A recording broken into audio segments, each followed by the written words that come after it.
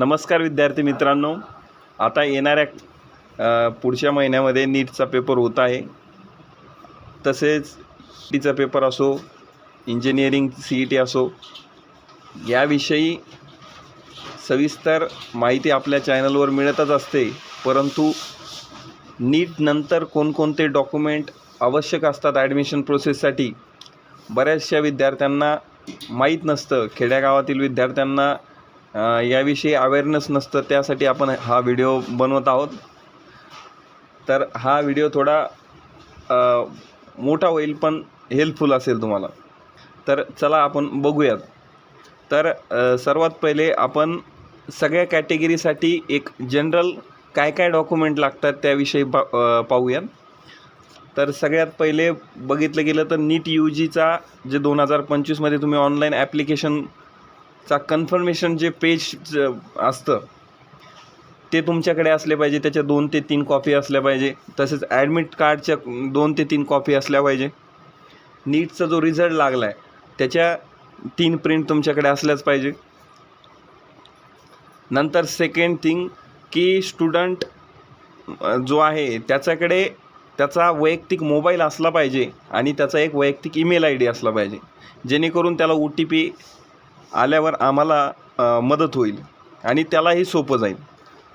तसंच तिसरी बाब म्हणजे SSC म्हणजेच क्लास 10चं जे सर्टिफिकेट असेल, म्हणजेच आपण त्याला मराठीमध्ये सनद म्हणतो.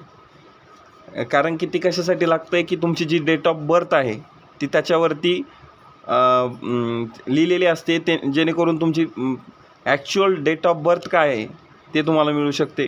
त्याच्यानंतर बघितलं गेलं तर HSC म्हणजेच क्लास 12ची लिव्हिंग सर्टिफिकेट जे असतं, म्हणजे तुम्ही 12च्या नंतर जे लिव्हिंग असेल तरी पण चालतं आहे. नंतर त्याच्यानंतर नॅशनॅलिटी कम डोमिसाईल हे प्रत्येकाकडे असलीच पाहिजे. इन्कम सर्टिफिकेट फ्रॉम तहसील ऑफिसमध्ये जाऊन तुम्ही इन्कम सर्टिफिकेट लगेच काढून घ्या. एप्रिल महिन्याच्या नंतर, म्हणजे मार्च एंड आत्ता 2024चा संपला असेल, त्याच्यानंतर 1 एप्रिल 2025च्या नंतरचा इन्कम सर्टिफिकेट तुमच्याकडे असला पाहिजे जर तुम्ही ॲप्लिकेबल असाल तर. नंतर आता ही पुढचे जे डॉक्युमेंट आहे ते रिपीटर्स जे मुलं असतात त्यांच्यासाठी असेल की गॅप, त्यांचा किती वर्षाचा गॅप आहे त्याचं गॅप सर्टिफिकेट तुमच्याकडे असले पाहिजे. जे 100 रुपयाचा बॉन्ड मिळतो त्याच्यावर ते ॲफिडेटिव्ह करायचं आणि तुम्हाला कोर्टाच्या आसपास कुठं पण नोटरी करून मिळेल आणि ते डॉक्युमेंट तुम्ही तुमच्याजवळ ठेवलं पाहिजे. त्याच्यानंतर स्टुडंटचं बँक अकाउंट आणि नॅशनलाइज बँक असली पाहिजे, जेणेकरून तुम्हाला स्कॉलरशिपसाठी पुढील ॲडमिशनच्या नंतर खूप सारे त्याच्यासाठी काम असते ते, त्याच्यामुळं तुमचं नॅशनलाइज बँकमध्ये तुमचं अकाउंट ओपनिंग झालेलं पाहिजे. नंतर तुमचं मेडिकली फिट आहात का तुम्ही, त्याच्यासाठी मेडिकल फिटनेस सर्टिफिकेट तुम्ही तुमच्याजवळ ठेवावं. नंतर तुमचं आधार कार्ड, त्याच्यावर व्यवस्थित तुमचं पूर्ण नाव आहे का, डेट ऑफ बर्थ व्यवस्थित आहे का, हे सगळं तुम्ही व्यवस्थित बघून घ्या आणि जर नसेल तर करेक्शन करून घ्या.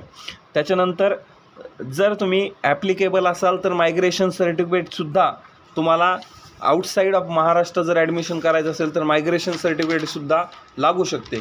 तर जेणेकरून ज्या विद्यार्थ्याला आउट ऑफ महाराष्ट्र ॲडमिशन घ्यायचं आहे तर त्यांनी मायग्रेशन सर्टिफिकेटसुद्धा त्याच्याजवळ ठेवले पाहिजे. आता त्याच्या पुढे डॉक्युमेंट सर्टिफिकेट जो असतं ते कॅरेक्टर सर्टिफिकेट असतं, की म्हणजे आता लास्ट वेळेस जी काउन्सिलिंग झाली होती त्यावेळेस काही कॉलेजने कॅरेक्टर सर्टिफिकेटसुद्धा मागितले होते, परंतु काही विद्यार्थ्याकडे नसल्या कारणाने त्यांची ऐन टायमाला धावपळ झाली. त्याच्या कारणाने तुम्ही काय करा की कॅरेक्टर सर्टिफिकेट हे मॅन्डेटरी नाही आहे, बट तुम्ही ते तुमच्याजवळ ठेवा, जेणेकरून तुमची ऐनवेळी धावपळ होणार नाही. तर कॅरेक्टर सर्टिफिकेटसुद्धा प्रत्येक विद्यार्थ्याने काढले पाहिजे. त्याच्यानंतर जर तुम्ही ॲप्लिकेबल असाल, जसं की जैन मायनॉरिटी असेल, रिलिजियस, तर त्यांनी त्यांचं रिलिजियस आणि लिंग्विस्टिक मायनॉरिटी ॲफिडेटिव्ह हे 100 रुपयाच्या बॉन्डवर काढून ठेवा. हे झालं जनरल कॅटेगरीसाठी. आता वैयक्तिक EWS कॅटेगरीसाठी काय ॲडिशनल डॉक्युमेंट लागतात ते बघूयात. जसं की स्टेट गव्हर्नमेंटचं EWS सर्टिफिकेट व्हॅलिड असलं पाहिजे 31 मार्च 2026 पर्यंतचं. हे झालं स्टेट काउन्सिलिंग करण्यासाठी. आणि जर त्याच विद्यार्थ्याला जर सेंट्रलची काउन्सिलिंग करायची असेल तर त्याला सेंट्रल गव्हर्नमेंटचं EWS सर्टिफिकेटसुद्धा 31 मार्च 2026च्या नंतरचं 26पर्यंत जे ॲप्लिकेबल आहे ते त्याच्याकडे असलं पाहिजे, जेणेकरून त्याला EWSमधून ॲडमिशन करता येईल. आणि हे झालं स्टेटचं. आणि सेंट्रलचं कशासाठी? ऑल इंडिया काउन्सिलिंग करायचं असेल, जेणेकरून त्याला बाहेरील राज्यामध्ये ॲडमिशन करायचं आहे, कमी मार्क्स आहेत, काही पण कारण असतील तर त्यांनी सेंट्रलचं सुद्धा एक EWS सर्टिफिकेट लवकरात लवकर त्याच्याकडे ॲवेलेबल करून घ्या. तुमच्याकडे 5 मे ते 5 जूनपर्यंत 1 महिना आहे. त्या क्रुशियल टाईममध्ये तुम्ही सगळे तुमचे डॉक्युमेंट जे असतील ते तयार करून ठेवा, जेणेकरून तुम्हाला ऐनवेळी काही धावपळ होणार नाही. तर आता हे झालं EWS कॅटेगरीसाठी. आता ऑल रिझर्व्ह जेवढ्या कॅटेगरी आहेत, जसं की SC असेल, ST असेल, VJ असेल, NT असेल, SCBC असेल, OBC असेल, SEBC असेल, तर या सर्व कॅटेगरीसाठी जे ॲडिशनल डॉक्युमेंट्स आहेत ते कसं की caste certificate for all category, म्हणजे EWSचं वेगळं EWS नाही, SCचं सर्टिफिकेट असेल, कास्ट सर्टिफिकेट, त्याचं नॉन क्रिमिलियर असेल ते त्याच्याकडे असलं पाहिजे. आणि त्याची व्यवस्थित व्हॅलिडिटी वगैरे जर असेल तर ते बघून घ्या. नंतर नॉन क्रिमिलियर तर सांगितलंच मी तुम्हाला, आपल्या कास्टनुसार VJ असेल तर NT असेल, OBC, SCBC. तर विद्यार्थी मित्रांनो, तुम्हाला आता समजलंच असेल की काय काय डॉक्युमेंट आपल्याला 1 महिन्यामध्ये तयार करून ठेवायचे. तर लवकरात लवकर तुमचे आता पेपर झाले की तुम्ही ह्या जेवढे पण डॉक्युमेंट लागतात त्यासाठी तयारीला लागा. आणि ॲडमिशन प्रोसेसच्या आधी तुमच्याकडे सर्व डॉक्युमेंट असले पाहिजेत. तर विद्यार्थी मित्रांनो, तुम्हाला हा व्हिडिओ कसा वाटला कमेंटमध्ये नक्की सांगा. आणि तुम्हाला कशा रिलेटेड हेल्प हवी त्यासाठी पण मेसेज करा किंवा कमेंट सेक्शनमध्ये सांगा.